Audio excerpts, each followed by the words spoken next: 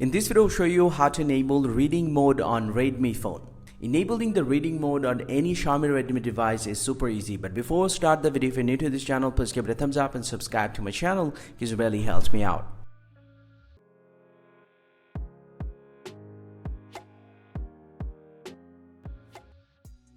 Once not to enable the reading mode, you just need to open up the settings app from your Redmi phone, and from the settings homepage, you just need to scroll down a little bit and tap on display here. And from the display settings, you just need to scroll down and tap on reading mode here, and you'll get to see the reading mode settings. Here it says reading mode makes the color of your display warmer, allowing your eyes to relax. So you can actually enable this feature and your reading mode will be enabled. And also you can manually adjust the reading mode from here as well.